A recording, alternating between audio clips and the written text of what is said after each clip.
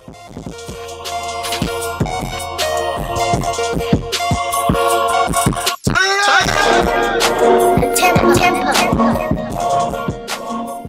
right. We are out here. We got my boy King Harvey in the building today. What's up, good people? What's going on? Man, bro, I appreciate you having me, man. We got my man Joe on the levels. We got my man G on the camera. So everything is everything. I want to appreciate you for coming out, brother. I appreciate you, bro. Like, the opportunity is definitely well appreciated. Man, my mother fucked up the goddamn IG live and shit. There we go. Hold up. Oh shit. All right. We all good. Technical difficulties, but we good. No, we good to go.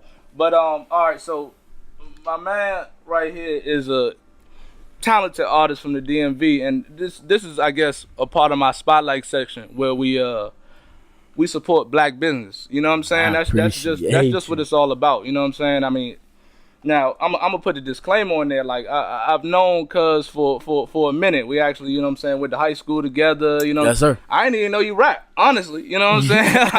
Like, to keep it 1,000, like I was like, damn, Cuz rap. And so, you know, I had seen some of your joints on IG, and I was like, all right, well, let me go ahead and take a listen. You know what I'm saying? And I listened to it. I was like, all right, okay, finally we got some dudes from the DMV that actually have some lyrical ability. So I was like, all right. Salute you for that. That's a little bit of that was a little bit refreshing. But give me a little bit of background of, you know, where you came from and shit. Well, you know, I originally was born and raised in River Terrace, DC.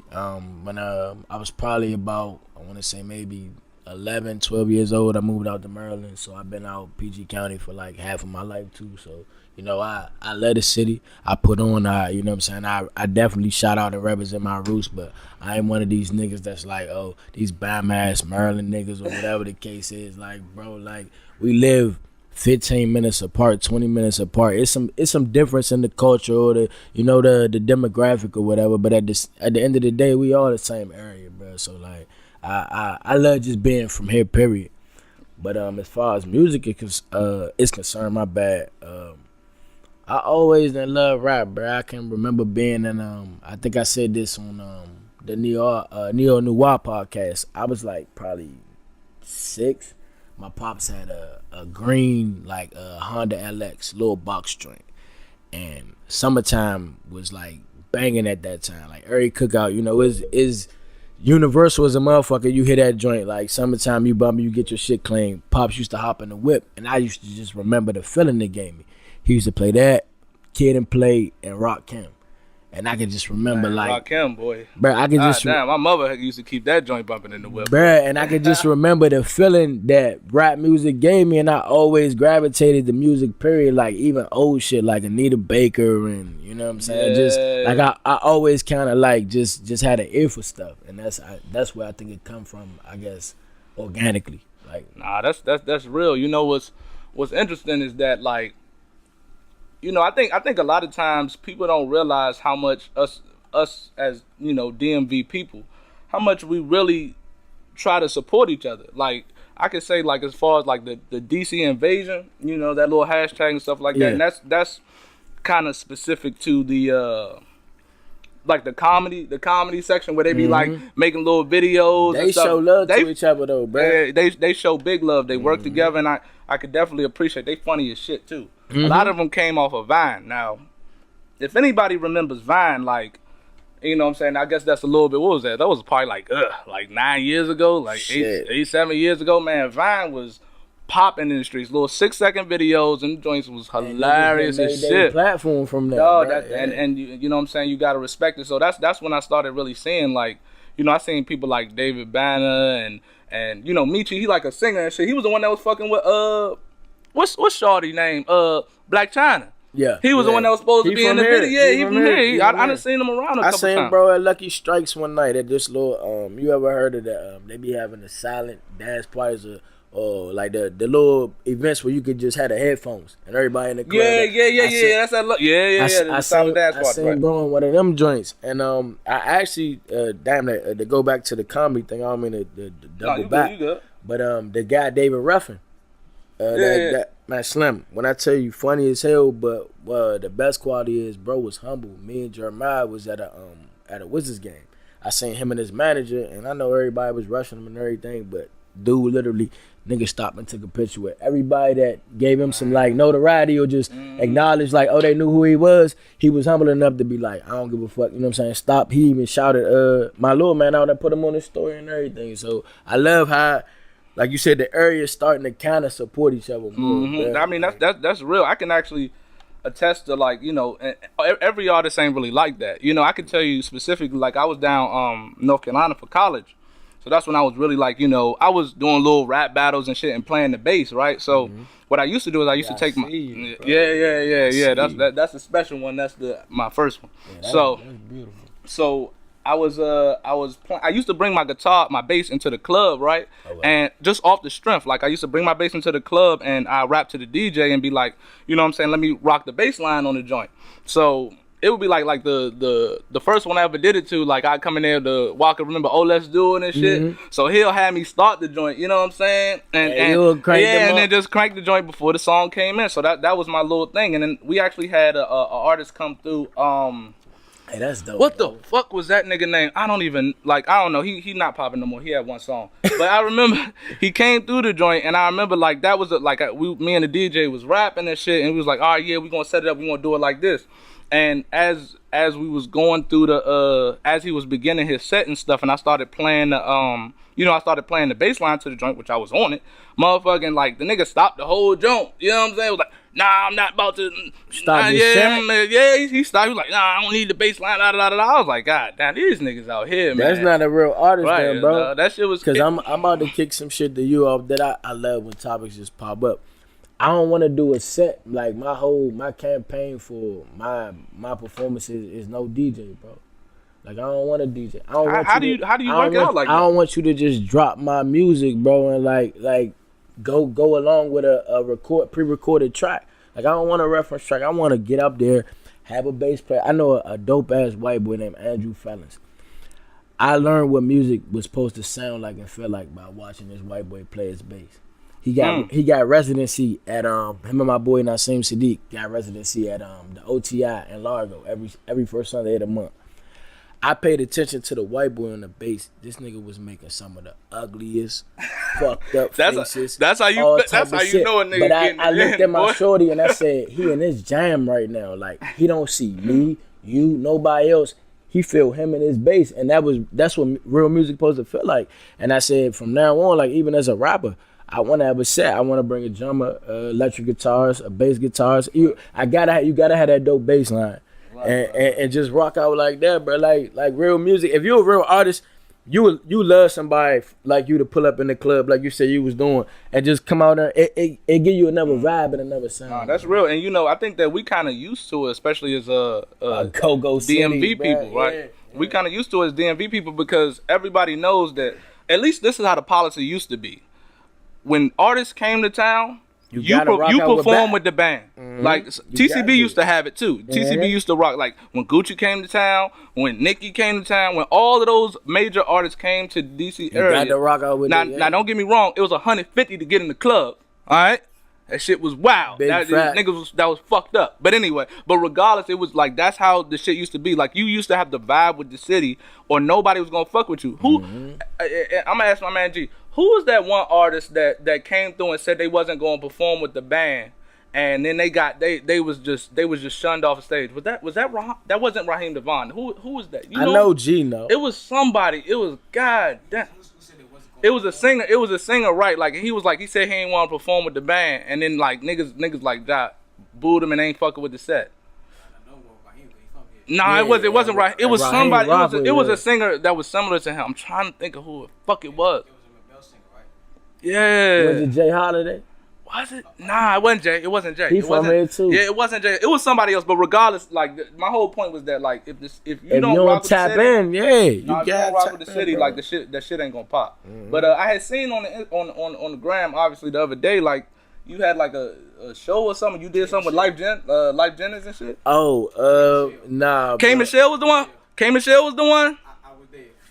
Hold on, wait. Right. So what happened with K Michelle? What was the thing? They was at the Howard Theater, right? Uh huh. So Hold on, wait, come on, come in, Breezo. Come on, have a seat. Hold on, tell this story real quick, cause I want. Hey, and this is my brother, y'all. I'm glad everybody that's on my lab, man. Y'all, half of y'all know my man. You know what I'm saying? But go legend right here.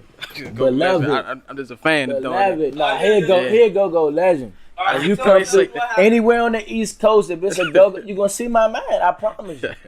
So what happened with the K Michelle thing? Alright, so this was K Michelle and Team Familiar show at the Howard Theater. Now, hey Breezo, come out here, bro. If you want to be technical, K Michelle wasn't actually on the bill to actually perform. Okay. She was there, like she was on the bill. If you're a promoter, you gotta know what you're paying for. Facts. Now, Team Familiar was hitting one of her songs. Now this is when K Michelle was like, it was out there. So they were hearing the song, and they called her up. It's like, hey yo, you want to come on down and get over the band? She declined. Now, of course, yeah, the fans are like mad, but you gotta think. What did she come as a walkthrough, or was she paid to perform? Yeah. Now, back then, I didn't think about that. I was mad myself. I'm like, they playing your song, they like. You gotta get up there. Like this is your like she had a big fan base at the time in this area, so when she didn't want to perform with the band, that actually caused like a social media frenzy. As a matter of fact, I think that was on like Media Takeout. Oh shit. You know how ironic. Cause she got that motherfucking attitude too, so she talk her shit too, man. But yeah, she used to get into it. And look where she is now. But I'm gonna step off. Exactly, bro. This nigga. Bro, exactly. No, that's real. So that was real interesting. But like, yeah. So tell me more about what happened with the Life Jennings. Oh, I'm actually salute my good brother Terrell T-Rex Simon, man. Singer out of Harlem. That we actually in a play together. And it's humble. My son's the actor. He's over here right now, 12 years old. He's the kid actor. Come on, Breezo, come here. What did I say? What's up to the people? I know which camera? It's 1,000. It's 1,000 cameras and shit. Pop up, man. Say what's up to the folks, man. What's up? What's up? You know what I'm saying? Pat in. But yeah, man. So he the actor, but my boy T Rex is actually we met on a humble organically. Like I was telling y'all prior to us being on camera and getting everything started, a lot of my relationships in music has been organic as hell. Like I meet people or I end up touching people when it happens like that. It's never like no clout chasing or no shit. Like I ended up shooting bro the Teardrop single that dropped on 95.5, and long story short, we got the rapping. You know what I'm saying? He like, you a PK? I ain't know what that mean. He like a preacher's kid. I'm like, yeah, so we dive into that. Bro is actually a rhythm and gospel singer. How did he even know that? Like, I guess just through the vibe of the conversation and saying this shit on my gram, so we get to kind of like diving into more conversation, and like this is literally like during the course of every day I try to make myself contact at least 50 to 100 people like with music. I wish I motherfucking had that type. Like literally, drive. Bro, and like I force myself to do it even if I don't feel like it, because if I'm putting it into the universe, I gotta get that shit back. So this is one of them times when I normally would just like have been shooting a song to somebody and kind of keep it moving. Man, bro, talking for like an hour through DM. I find out that he didn't work with T.I., he didn't work with like real people, and he literally tell me like, you little bro now, like I'm taking you under the wing from hearing your story and some of the things that you done been through, and just that we got, I guess that was kind of relative. He reached out to me. He happened to be in a play called Deep Cover, Let Your Light Shine Through, that's coming to DC in October. So Brad knew he had a couple commercial filmings to come to the city. He was like, when I get there, I'ma holler at you. We end up going to the commercial filming, and the director walks up on me and was like, man, you an actor? What you do? Blase, blase. I'm like, nah, dude, I'm just here to support my boy. Mm-hmm. He invites me to lunch after the commercial filming. I give him 1013 wristbands, you know what I'm saying, get his contact information. Make a long story short, probably like a month ago, he offers me a role in the play. So now me and my homie, we linking up because we got to rehearse together and all that shit. He sings with Life. Life came to the city last Friday, so my homie was like, bro, like, I let life hear, you know what I'm saying, some of your shit. I'm gonna be in the city. We got a show at the Birchmire. Right. Come through. I'll make sure bro put you on the list. Mind you, sold out show. Only 4 people on this nigga's guest list. You know what I'm saying? Bro threw me that and the +1, so I ended up going to the show, reaching out with bro. We talked about some shit. I'm not one of them niggas that's gonna say, we got some shit coming soon. All that. Man, you know what I'm saying? I was expecting basically a whole 5-minute because monologue about what we got coming soon. I'm not one of them niggas. Bro just is literally a good dude, man. And he showed me love. He ended up reaching out. He told me to come to the club with him after that, but I don't really fuck with VA too heavy because y'all know how that shit go out in Commonwealth. But organically, it's dope to have a relationship now. Like, he did tell me to reach out, you know what I'm saying, when he was ever in the city. But like I said, it ain't no me and life work or nothing like that. It's just one of those organic relationships through a friend of a friend type. No, that's real. That's real. I could definitely appreciate that. I could tell. It's one thing I really am starting to learn is that, like, but the whole reason I even got into the whole podcast thing was because, like, I always like talking to people. You know what I'm saying? Like, that was my whole thing. I can listen to stories and I'm intrigued by it. Like, I love history, and I like when people can tell me an interesting story. You know what I'm saying? So, I was like, well, after I started analyzing my life and really like picking up the pieces and getting some real structure, I was like, well, so then what the fuck do I want to do? And I was like, well, shit, what the fuck? I like talking to people, you know what I'm saying? And then so I was like listening to Jordan Peterson and shit like that and kind of understanding about taking responsibility. So now I was like, well, shit, if I'm gonna take responsibility for my own life, like as if I'm a person that I care about, right? So then I need to fucking take some risks. So I was like, you know what? No risk, I fuck with it. I was like, you know what? Fuck that. You know what I'm saying? Fucked around, got an LLC. Was like, fuck it. I'm gonna go ahead and get my business loan and fucking get everything. And I'm gonna do all this shit myself. You know what I'm saying? I have help. You know what I'm saying? I got oh yeah. Let me I know this nigga probably uncomfortable. Go ahead, cuz. Hey, Rizzo, you good? Go ahead, man. I know he like, what? I'm trying to get on my iPad. Cuz. Right. Like, y'all niggas in the way. Man. He doing this thing. Like, right? But the reality was, I was like, for anything that you wanna achieve in life, first you gotta figure out whether you really want it. And I was like, I sat down, and I'm talking about, it took me months and months and months, and I was like, well,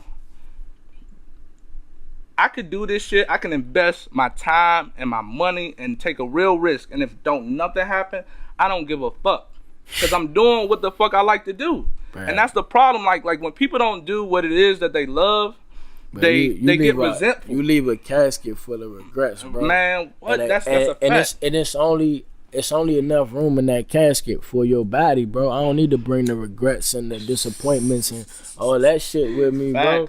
Jesus, you know what I'm saying? Boy, Jesus so, Christ. And to piggyback off what you just said, bro, like, my son 12, I started trying to rap seriously 10 years ago, 2008. A buddy of mine, my pops, lived across the street. This is how, when I tell you organically, nigga, God has some type of ordained, like, he has something ordained over my life, bro, that I still don't have an understanding over yet. But I literally, like, my pop's neighbor mother wrote for the Kennedy Center, like, wrote music for, like, you know what I'm saying, like the opera and shit like that. Mm-hmm. Her son name was Frankie J. Back in the day, he did work with Mary J. Blige, shit like this. This nigga's a diamond under the rough, literally across the street.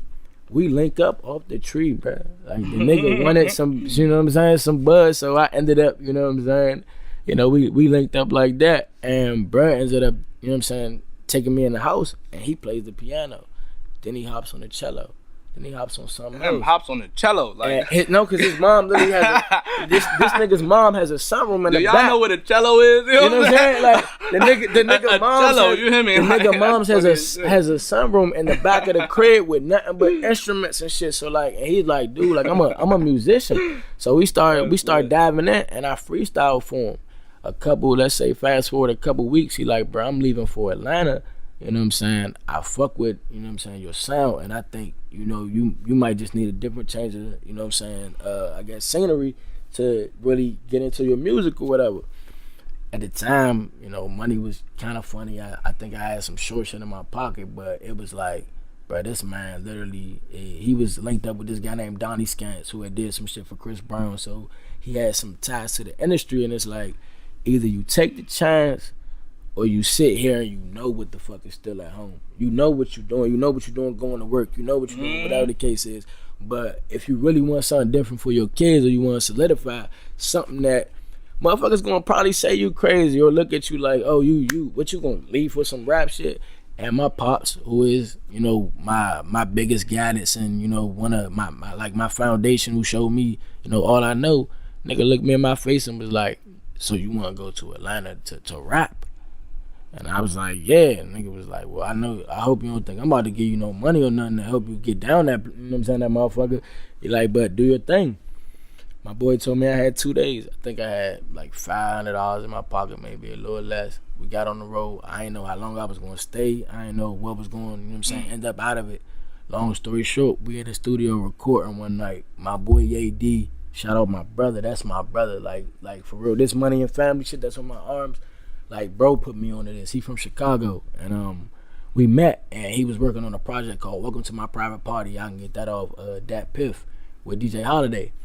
And he heard me rapping in the studio, and bro just peeped his head in my session and was like, you know what I'm saying? Small talk, long story short, we got to rapping. He said, bro, I got booked sessions for the next couple of weeks.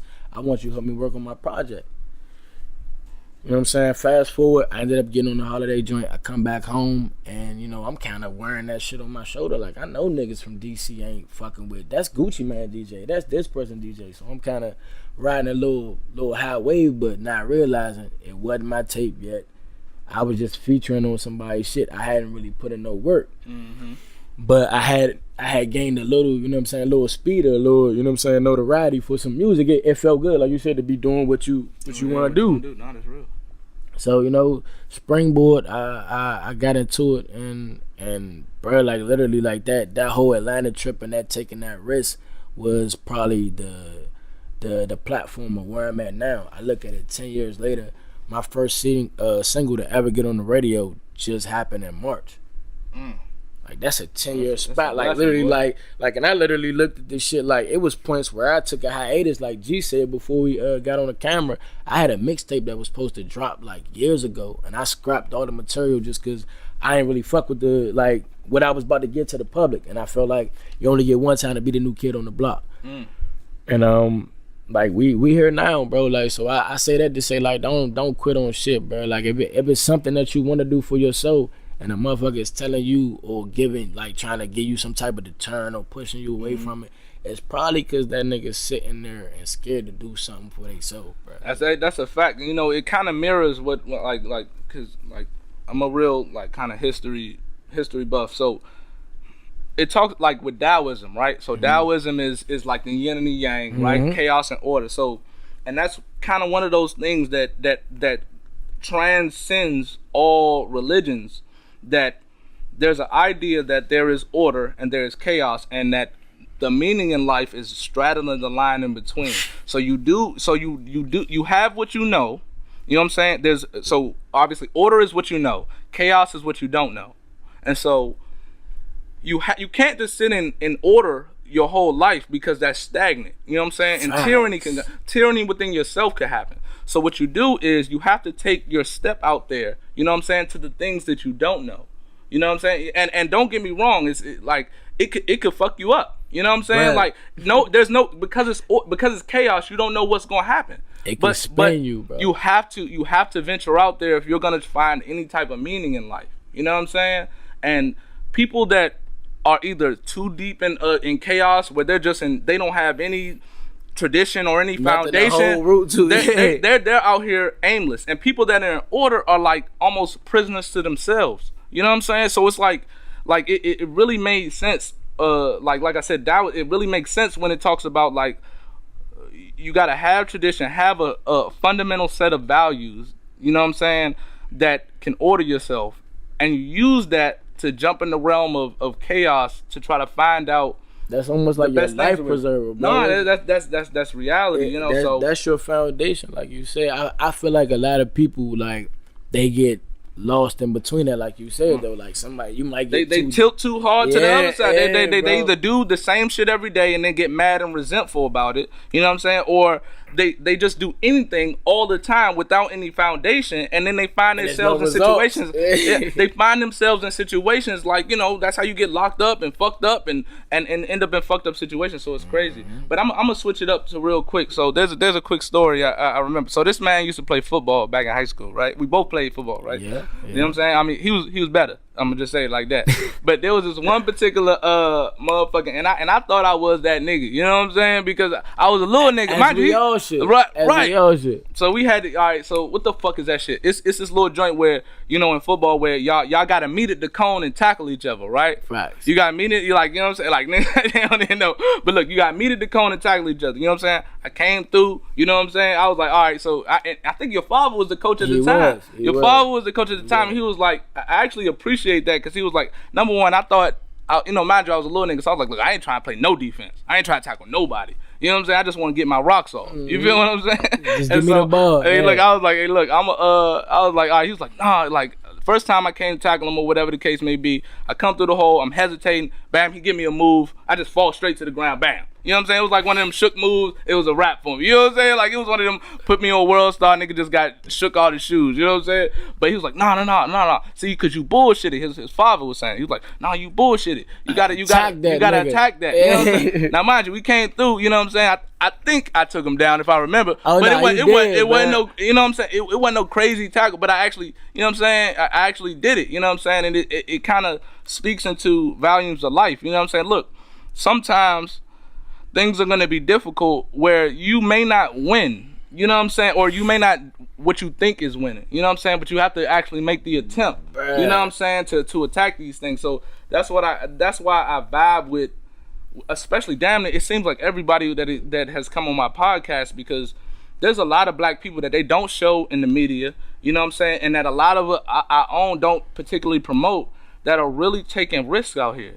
Really taking risks, and not just risks. I'm not just talking about random. Obviously, we in the hood. I'm out here taking risks to fucking do bullshit. Shit. These people are actually taking real, like psychological life risks to better themselves, and we gotta big these people up. You know what I'm saying? And I wouldn't even have invited him on the show if I would have felt like he was just a nigga that is out here trying to rap for clout. You know what I'm saying? Endless, like I appreciate the work ethic. It's a purpose, bro. Like even 1013, as y'all can see, that's my company, man. It everything I do got a purpose and a meaning behind it, bro. My 1013 is my birthday. Me and my great grandmother, we born. Oh my bad, y'all can see that. 1013. I keep saying we got. It's a lifestyle. Oh shit! That's so my man, me and my great grandma, we born on the same day, and when she died, she was 99. So I know I got longevity on my side, 'cause, you know what I'm saying, like that. It's no coincidence and stuff like that. And when I was thinking of the name of my company, you know what I'm saying, as y'all know, I've been off, you know, due to some work related shit. I got a case open right now, so we can't really talk too much. But you know, I fucked up my back, and my pops always tell me don't curse the crisis, man. And being a 30-year-old black man, we deal with a lot of stuff, and I dealt with, I'm gonna keep it G with y'all, some times where I had, you know, mental lapses where I'm like, damn, this shit weighing in on me a little bit heavier, and I had to lean on my faith. I had to lean on, you know, it was a test of my character through this whole year and everything. I just got my, you know, my return of duty papers today, so I'm, you know, big blessings to the man upstairs, you know, because it's been a tumultuous, it's been a tumultuous year, but through all of that, like, my pops was telling me, what you gonna get out of this? Like, what is he telling you? And are you gonna ever be able to hear it? If you sit still long enough, you can hear it. But in a sense of not sitting still, just sitting my ass still, like really calming your spirit, calming your soul, locking in with who you are.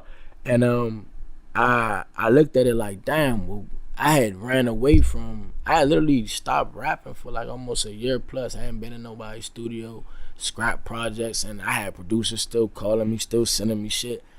And it was almost like, damn, God, are you giving me all the free time in the world to get back to what my real goal and what my real destiny or whatever, what you really like? Are you sitting it right back in my lap like, all right, I'm gonna give you gonna barbecue, you gonna mildew? And I literally got back to it. I recorded Teardrops maybe like, and I want to say November, December. Dropped it January on Spinrilla. And March it was on 95.5. And I took my 12-year-old son up there with me. Shout out to boy Tony Reds, man, for showing me love, and CEO Den. They put me on, and they literally played 3 weeks back to back. So every Monday that, like, from the first night it played, that joint spent every Monday for 2 more weeks after that. So, you know, it got a lot of recognition. But going back to my company, I knew that it had to mean something to me, and it had to mean something for generations. Like, all right, 1013 is the day that God, like, it's the day that the king touched it. My feet touched this ground. I came into this world. I came into existence. And I feel like I got 4 boys. That's why I got this tattoo right here. It's a 5 with a crown over top of it. It's me and them. It's 5 of us. 5 kings. Exactly. My man, we didn't know each other for years off that Libra shit, bro. Like, and it's something about that. It's something about that sign, bro. And when I tell you, like, I knew I wanted them to have something to lead them. Like, if I die, what can I really leave them that means something? What are they gonna be able to stand on? Is it a solid foundation outside of just my words, my wisdom, and all that? Like, because I hate to say it, people outside of our pigment, they do that shit, bro. They kids some generations be set for generations and generations. Now look, there's that, and that's complicated because obviously we know the effects of certain right. Shit. We are like and I want to just kind of focus on that. Look, what you're doing is you're attacking a goal and an ideal. You know what I'm saying? An ideal of the type of man that you want to be, and that's what you leave to your kids. Like, look, money itself, everybody should know that money itself, number one, doesn't create happiness, because fuck all the gender shit. Money is a social construct, obviously, because we created money to try to understand how to barter and trade things. But what we get confused is that as if money itself is gonna bring meaning in our lives. You know what I'm saying? And I would just say, we have every example of how money doesn't bring meaning in our lives. That's why I be trying to explain to girls, like, you know, you'll have a girl come through, you know what I'm saying, you watching TV, she's like, oh, let me turn on Love and Hip Hop. Like, oh, yeah, no. I hate that shit. I hate that shit too. But look, they be like, oh, yo, you see that shit crazy, like, shorty doing this, she got this, and that, la, da, da. And I be like, no, is that not the perfect? Why you analyzing that bitch? Like, excuse my French too. Nah, I mean, look, I don't give a fuck about this shit. But, like, what I say is, you need to take a deeper look. The reality is that you serve these people that are on Love and Hip Hop as an ideal, right? But the reality, if you look at it, what it tells you is that you can have money and you can have a certain amount of clout and a certain amount of fame, and you're still unhappy. Living that chaos, bro. Like you're still unhappy. That's like when you go on Love and Hip Hop and things like that, you looking like these motherfuckers out here, they got the nicest homes and shit. Now, don't get me wrong, everybody know that shit renting and shit like that. But they're giving the representation as if this money is really making a difference. But it's like, look, they all unhappy. They're fighting each other. It's a terrible representation for black people. Level. Fuck reality TV. I told my boy, I said, man, did you ever look at the fact that social media was literally, I feel like it's a social experiment. Like, we all, that shit that you said, we buying into a bunch of bullshit, my nigga. Like, we good.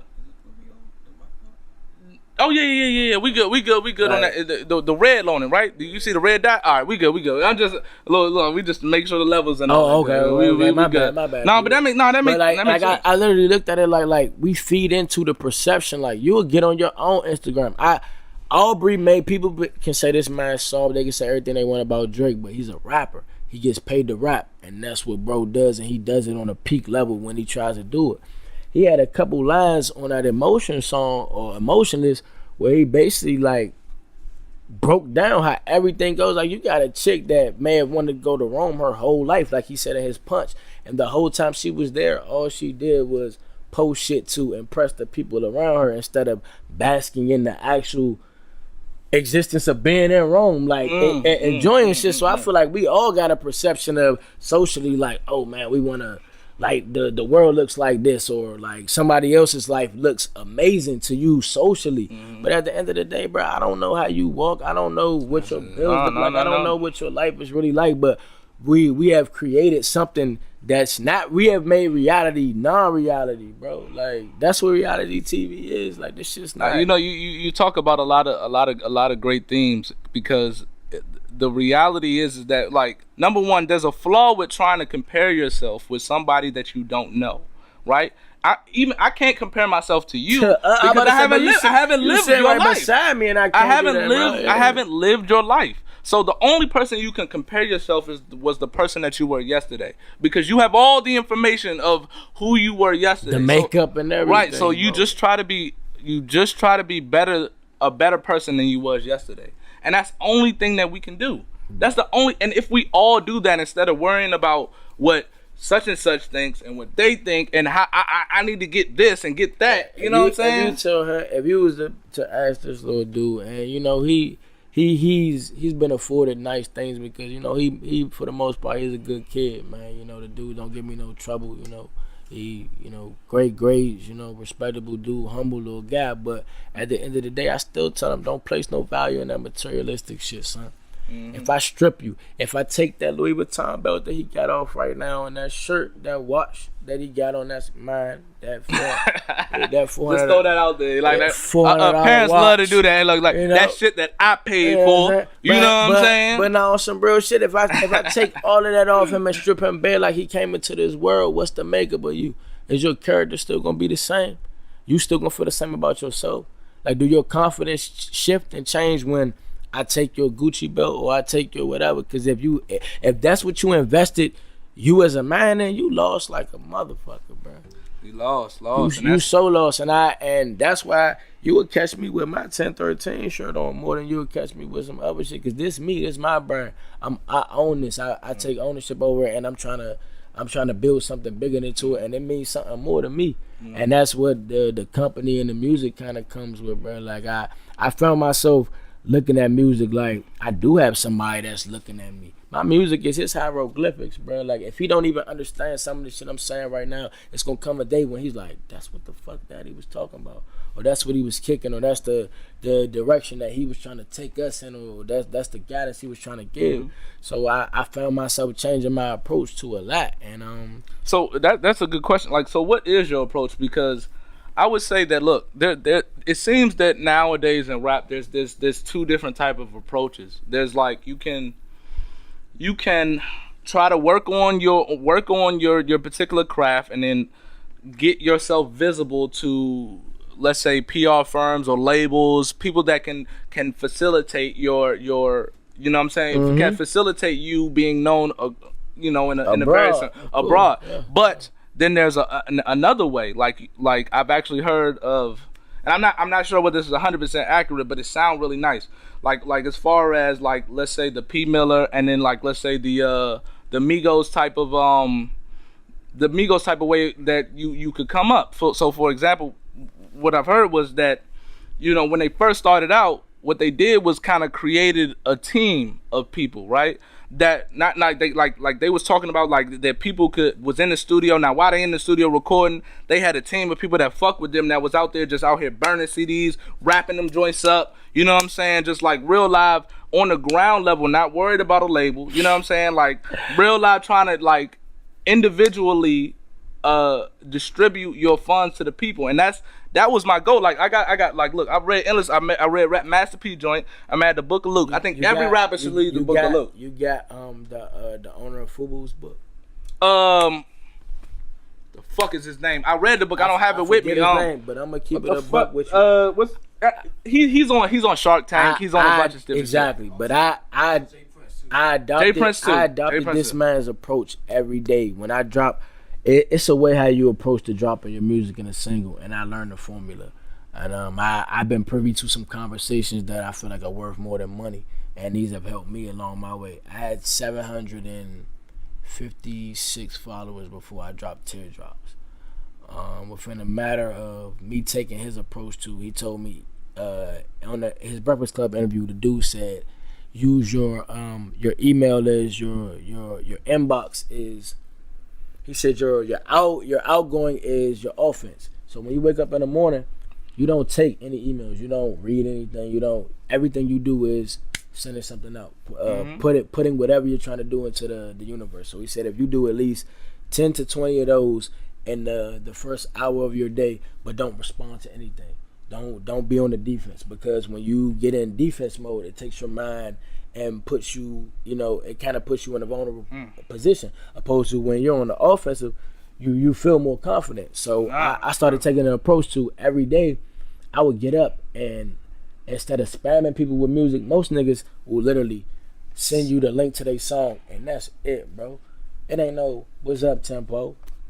Good morning, brother. Black man. You know when niggas copying and pasting. You know when that's all niggas doing. Niggas, hey, bro, tempo. Bro, I'm gonna tell you. Such and such. It became so tedious, bro. But it's a tedious. I stuck to the formula. He said, do it for 6 months and see the change in results. So I told myself, I said, all right, every day I'm gonna do this, and I bumped it to 50, then I bumped it to 100, and I literally engaged people, and it became like an algorithm to it, like a formula. Like if I talk to these, like I gotta treat these people because they consumers of my music, bro. Y'all not just niggas on the street. How the fuck do I want you to take money out your pocket to spend on something that I'm putting into the world, but I don't even want to talk to you like you a human? So I found myself every day like, all right, good morning to whoever, DJ Anonymous. What's going on, black man? Hope all is well with you. Blah, blah, blah. I got a single that just dropped. I'm just humbly asking if you got 4 minutes of your day, brother. You know what I'm saying? Look out for me. Listen to the joint. It puts a person in a better position to opposed to, here go my song. Just spam the shit, bro. Bro, because it make a nigga feel like you give, like, I do give a fuck about you listening, bro. What the time that you take out of your day, you're not owed to me to give me that shit, bro. Nah, that's real. You know what I'm saying? So that's why you appreciate everybody else. I found myself doing it, and my followers went up. I'm now at like 1,500 and something, and that's solely off of a product off of me doing that every day. A product of me reaching out to people and really like trying to get my product in their hands, bro. So, nah, I mean, like that's interesting. I had my man independently is the way to go though, bro. Like literally, I do everything in house. Like I made my logo off an app called Canva that you can get off your phone, bro. I did that, like literally, like made the shit up and got it screen printed. Then I literally got wristbands. I got a site called Vinyl Bandits that I found, and I started buying everything in house, bro. And I told myself that like I gotta invest in everything I want to do. Like that's why when I walked in, I see how you got your studio and you got your shit set up. I done tricked out basically my house. You know what I'm saying? I done tricked out my house to make this shit work. You know what I mean? Like, but you own your product and you believe in something, brother, and that's why I'm here. Like I see you working, and I feel like if we all keep moving in this direction and put something in the, like they the next generation, bro. Your son. You know what I'm saying? Your future kids. You know what I'm saying? Like we gotta show them something outside of this bullshit that they giving us, bro. Like these labels. I done sat down and had a meeting with a label rep recently 3 weeks ago in Buckhead, Atlanta. I was privy to some information and conversation. It's not a lot of us that's trying to make a positive move or even own. Like they dingling us around like slaves, bro. Hey, look, and all right. So that brings up a interesting conversation. So. You could talk, Master P has signed Fat Trail well, he was working with Fat Trail first. Alley Boy. He was working with Fat Trail first, right? And so what Master P was trying to, like, at least from what Master P said, what he was trying to do was he wasn't, and everybody knows Master P, realest nigga. Realist. You know what I'm saying? And don't need a nigga. And don't need a nigga. Like that's the type of like archetype type of guy that I would like to aspire to be, because what he's doing is he wants to help facilitate your own empowerment. So he wasn't trying to sign Fat Trail. He wasn't trying to sign Fat Trail on a deal. You know what I'm saying? Do a little bit of promotion for him and then eat off him for the rest of his life. Like he was saying. Come here, little nigga. I'm gonna show you what it was. That's what he was doing. That's what he was saying. So he was like, "Hey, look, I understand that. Like, look." And that was what, like, the conflict between him and MMG, because eventually Fat Trail signed to MMG. Now, like, what Master P was trying to situation, right? But that's the thing. Like, look, you go ahead and you jump on the label. So now all of a sudden you got to think about what place in line are you? What priority are you now? Because obviously MMG has people that are way higher in priority than you because they already have more clout than you do. So but you had a buzz. You had a serious hardcore buzz that was in the DC area. You know what I'm saying? That you could now. I obviously he made mistakes in between, but even if he didn't get locked up, I feel like that I in my opinion, I feel like he should have stayed with Master P. And Study Boy, because he was trying to create, because he was trying to create your own industry for yourself. You know what I'm saying? Like, so had you followed, let's say, Master P's plan, right?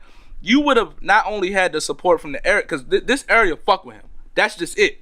Area fuck with Fat Trail straight up and down. I would say, as far as the love goes, even more than Wale. Oh, he still got even it. Wale. Yeah. Fat Trail had love. So you could have literally not only owned all of the things that you were going on, but that could have been sustainable over the course of time. You know what I'm saying? And you would have owned it all as a black man on your own. And that's how Master P did it. That's how Luke did it. And he was trying to give him the same thing. But, you know, the glitz and the glamour of MMG, you know what I'm saying? Like, it's like, all right, now I'm associated with this label, so now I could go here. I could take Instagram flicks with them. People, I had to it's rough. Not to cut you off, bro. I had an A&R, like the guy, you know, shout out my bro Nigel Lee, man, from Universal Music Group. He told me, bro, you did the best thing for yourself by opening your label and making a move independently. So now when you go, it's a partnership. And even under the eyes, with they take their percentages, and it's a lot of stuff that go on in litigation, but it even looks to the public like now it's a partnership and a collaboration opposed to they own you, bro. Like you'd rather have a distribution deal, exactly. You know what I'm saying? Like you can distribute my music, but as far as how I finesse it, you don't have the people trying to put their hands in your art. It's you know more creative. It's more creative control. It's a lot of things that come with being independent now. It's a lot more work. It's always been work. It's a lot more investing in self, because I've sat there and literally looked and been like, damn, I ain't seen a penny back from none of this shit yet, and not gonna see one for a long time now. Like I've literally, the campaign to invest in an artist in a solo career alone is like, you know what I'm saying? The guy told me $150,000 is just like the startup money to get you there. Hey, look, that's why I said, hey, look, like, and it's funny because that you said that, because I was like, all right, you know what I'm saying? I was like, all right, so I went into Navy Federal. Every black person should fuck with Navy Federal. I don't give a fuck what it is, because them niggas look out for you. As long as you're gonna pay your bill. Now, if you ain't gonna pay your bill, they coming after your neck. They coming after your neck with the machete. But if you paying your bill, they out here. Wells Fargo and them gonna give you a 10% interest rate. Navy Federal gonna give you 4%. So that's why I'm saying that. But like at the end of the day, it's like once I started really understanding, you gotta really be prepared to do all of that shit by yourself. So when I started this podcast shit, all right, you know, I went to college for mass communication, but it was a public relation. I got my degree in a public relations focus. Okay. So really, I know the writing aspect, and I know a little bit about advertising. But as far as audio programming, I don't know shit. Video editing, I don't know shit. So I was prepared. I was like, all right, so you gotta outsource. Right, and so I was like, all right, well, check this out. All right, so then I was like, well, you know, I got a phone. You know what I'm saying? I'm privy to all the information that's going on. That you need, so I was like, all right, so I'm gonna go ahead. I'm gonna do my research. So then I had trial and error. I went here, bought this equipment. This shit ain't work. This shit is too bullshit. All right, well, now I gotta go get some more. Now I'm like, all right, so you know what I'm saying? Like now I gotta sit here for 10 hours out of the week and just learn audio software. And I gotta spend another 25 hours learning video software. You know what I'm saying? And that's painstaking. I'm just in here by myself doing every little bullshit ass cuts. Going to school. Like, you know what I'm saying, to make that shit happen. You know what I'm saying? So it's, and then not to mention, like I started understanding, like, okay, I was like, all right, I'm gonna go ahead and give me a $2,000 camera. I'm good. Then I started looking in the research. I was like, oh, damn, you need 2 cameras. Damn, you really need 3. Bro. You know, you need 3 solid 5G ass cameras. You know what I'm saying? So you really need a solid $50,000 to make it look like what everybody else got it looking like online. But you know what I'm saying? The reality is that, you know, you got to be willing to put in this detailed work by yourself. You know what I'm saying? By your fucking self. I'm not appreciate the help. Appreciate whoever's going to help you. But like, ain't nobody going to help you if they don't see you working by yourself. That you're willing to do this shit regardless of what happens to it. You know what I'm saying? I'm going to let y'all know on something that happened just before my trip to meet with Universal Records. Mind you, my little cousin Universal. Okay, all right. Okay, so we getting big wig talk. All right. My little cousin TJ, he actually works for DTLR. He's a manager at the store at Eastover. They got a Now you know DTLR is they like the strip club. Yeah. Because you can't come in there without the motherfuckers hounding you until you fucking buy $2,000 worth of shit. But they done had endless videos on them. But mind you, Nipsey came through for an event. Nipsey who? Hustle? Yeah, he came through for an event, and my cousin was like, "Cuz, like, long as you got a CD on your phone or on the title shit, I can get you the pass to come in. You know what I'm saying? Bring your 1013 shit. You know what I'm saying? At least get the photo out with Nipsey and everything." Mm-hmm. I'm supposed to leave for Atlanta the same day. That morning, the phone that I got right now that we on live, the shit breaks, crashes. I can't see nothing on it.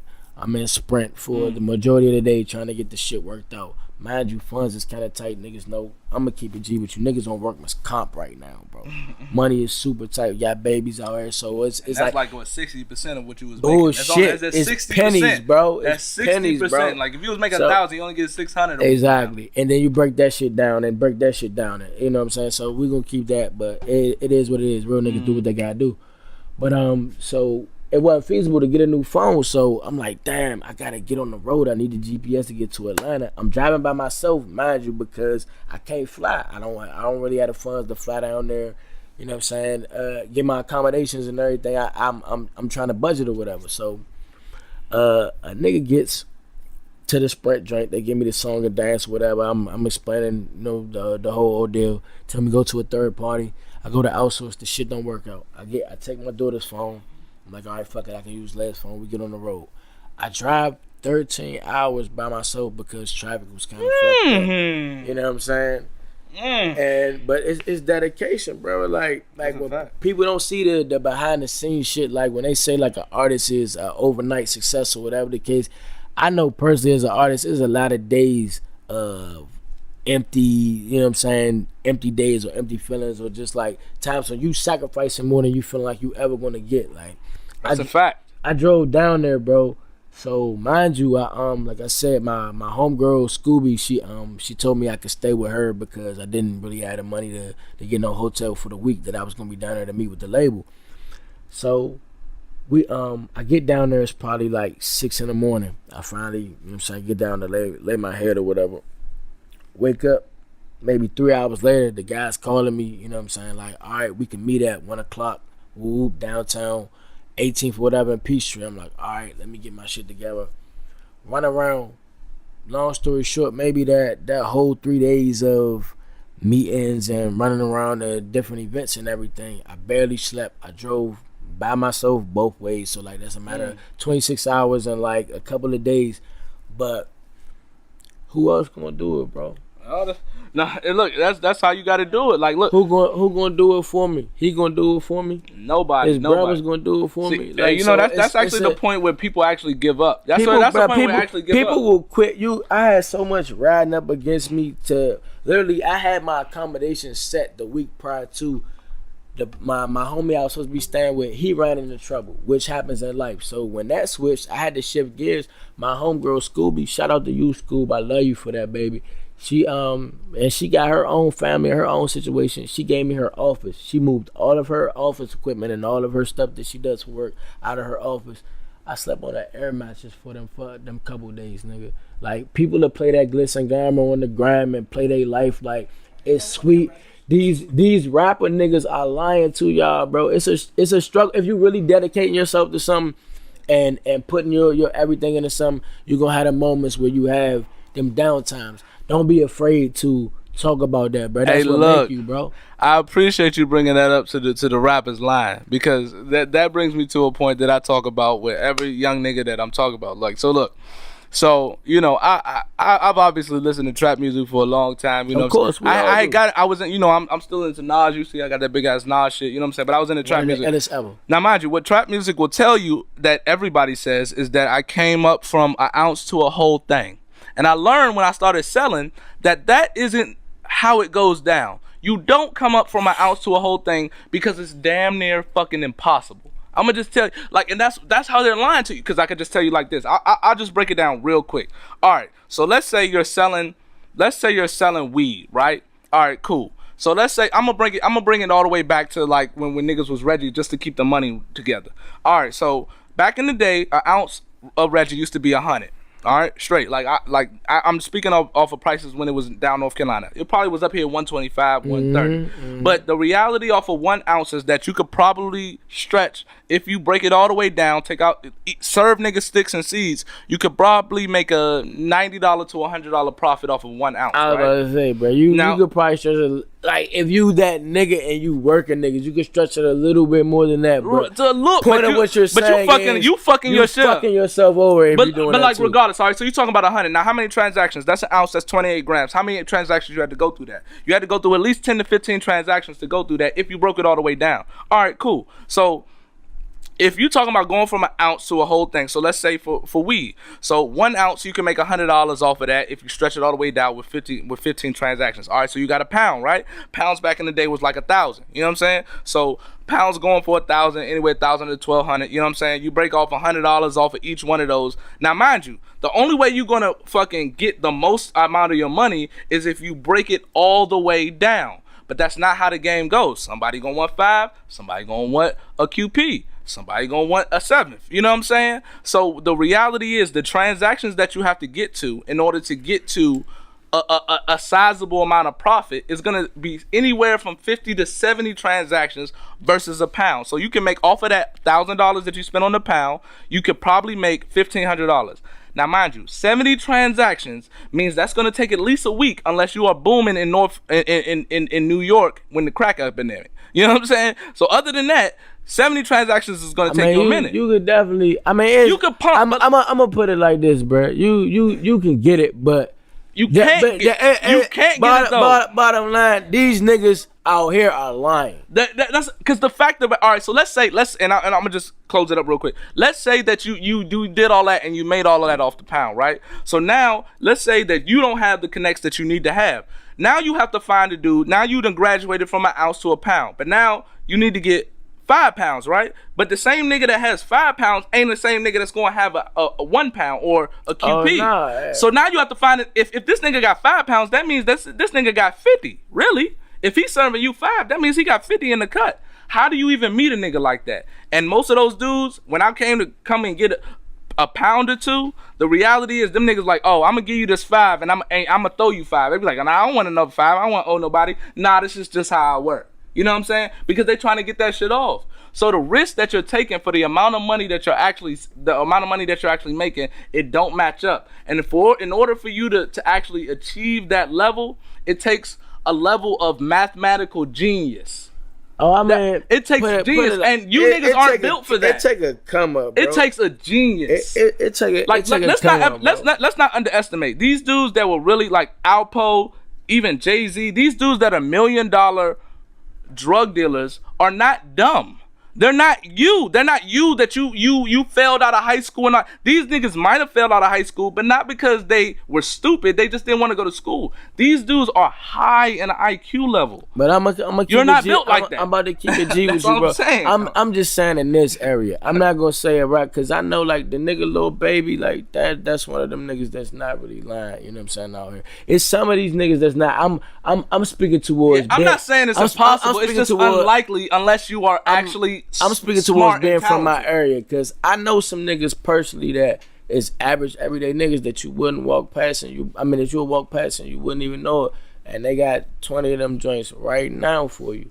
You know what I'm saying? Like, so I can say it's average every day. These niggas that are rapping are the niggas that are lying about this shit. Okay, that's all I'm gonna say. Like, cause I know the niggas that I know that are really doing it, they don't want to do what I'm doing, bro. Like, they don't want to be in front of nobody's camera, brother. They don't want to be talking about their business. They don't want to be exposing their family. They not on Instagram putting their money up. The niggas that I know is really like doing this shit. So that's where I feel like where it gets fucked up for a kid like my son because he listens to these little rap motherfuckers, and they heavily influencing these kids to think that and believe certain shit. And at the end of the day, bro, they not doing half. Look, but even if they was, look, this is my thing. My thing is that what you want for your kids, right? You want to give life is a poker game, right? So it's just you get the hand that you're dealt, and you're trying to play the best hand that you can to be successful, right? Of course. And I'm saying that like when people out here are trying to be things that have a very small chance of working,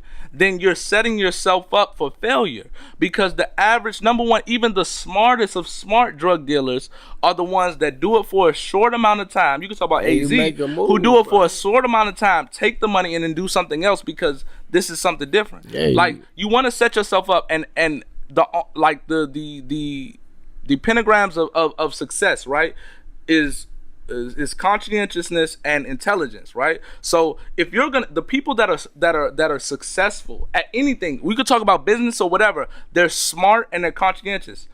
If you're not the smartest guy in the room, you probably won't be a great drug dealer. So if you wasn't really good in school and good in math, you won't be a good drug dealer. Sorry. Like, don't let these niggas fool you. Like, all right, I said fuck school and did this. No, they was good at school, but they chose not to do it. But that's not you, because that's 1 out of 100,000 people. You know what I'm saying?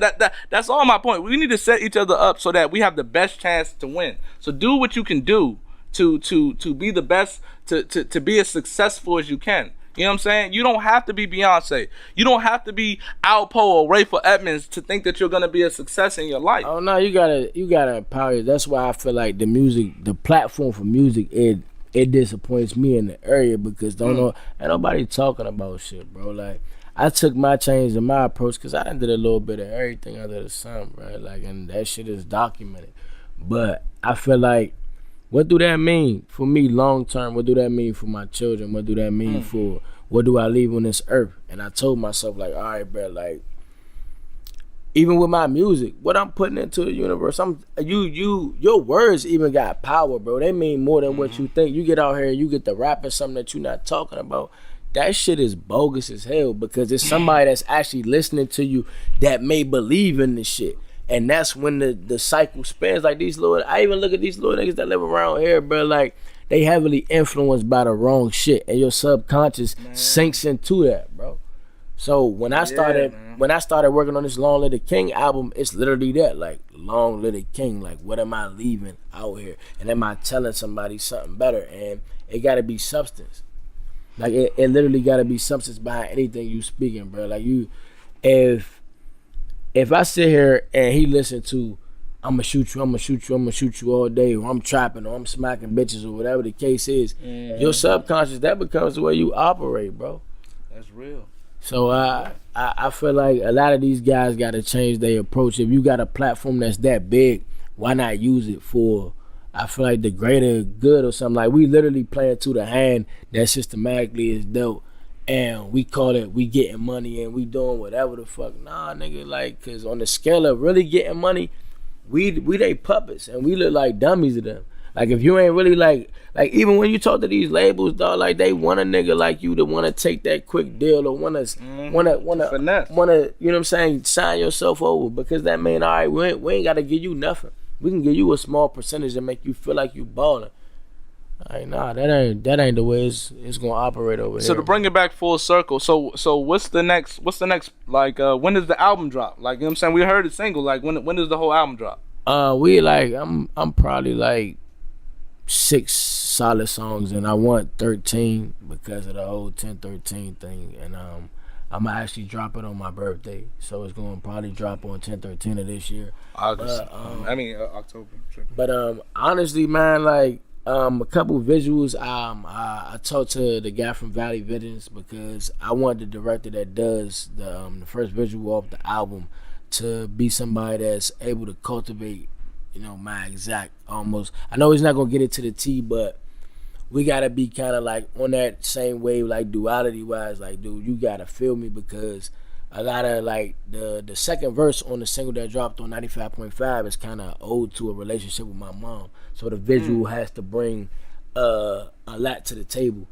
And so I'm looking for directors to shoot my next couple videos, and just working, bro. Like I gotta the collaborative effort that I got going on with Universal has me having to be available and have access to Atlanta at least twice a month. So running back and forth on the road and just building, bro, bringing more to the culture. So people should be looking out, like let's say around October. October for sure, but I got the MLK single I got coming out. That's I'm releasing that in 2 weeks on SoundCloud, iTunes, and it's one other Spotify. That's another platform, and it'll be available. That's the next joint to drop. I'm actually probably gonna drop that on 95.5 as well. I'm just waiting on some behind the scenes stuff to work out. I'm gonna have to talk to you about this 95.5 because they need to holler at me. You know what I'm saying? For sure, bro. Like I'm gonna keep it a buck I'm gonna need a with you, shout out on this bitch. My plugs is anybody else's plugs. Like I'm not the nigga. I look at it like this. The reason why our city not getting on or maybe getting the exposure we got because it's a nigga sitting beside you that feel like if you shine just a little bit, bro, it's gonna stop something that he got going. And I promise you, my nigga, it ain't nothing against you, but I wake up every morning. Whatever you doing can't impede on what I'm doing.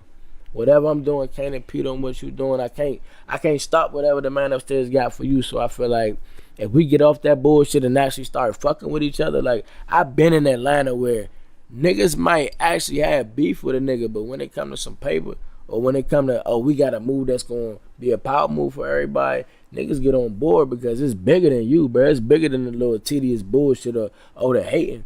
So I'm trying to usher that in, man. I'm trying to actually throw some events for the kids as well. My dad is a dean of students over at Somerset Charter School and on the south side, so I kind of want to just start getting into the speaking about conflict resolution with these youngins because we got this violence going on, man, and I got boys that I'm raising in this world. So I feel like if I can give it to him every day, I got to give it to somebody else's child because it ain't no point in him knowing all the good shit, but it's a kid out here like him that lacks the guidance, and I could have maybe, preached it to him as well, and like that kid might be the kid to try to kill my son because he likes guidance. But if I'm out here speaking to the youth and I'm giving all that I got to them, you may stop some of that shit from happening, bro. Hey, look, it's really reality is that the more positivity that we put in this world, the more positivity we might get out. Sure. And look, so I want to appreciate you for coming through. Let people know where they can find you. My Instagram, King Harvey 1013. Follow us at 1013 _ the _ follow my little man at J Breezo on Instagram. J Breezo, hold on. Spread it out. Where can they find you at? At J Breezo on Instagram. Okay, all right. Let. Make sure y'all get us, man. Make sure y'all click that link in my bio too. Teardrop single is still spinning, man, and like I said, it's 1013. Throw up the X, man. Y'all follow Tempo Pod TV. Hey, look, like I said, this editing process, we gonna get it together, and when all these videos gonna be released at the same time. You know what I'm saying? So y'all just be on the lookout. I'm gonna try to get them through at the end of this week. But I appreciate everybody for listening. Thank you for coming through. Thank you for coming through. You know what I'm saying, Mr. Actor Dude. We might have to do a podcast with you. All right. Hey, look, we gonna holler at y'all. You know what I'm saying? It's a Tempo show. All right. Yes, sir.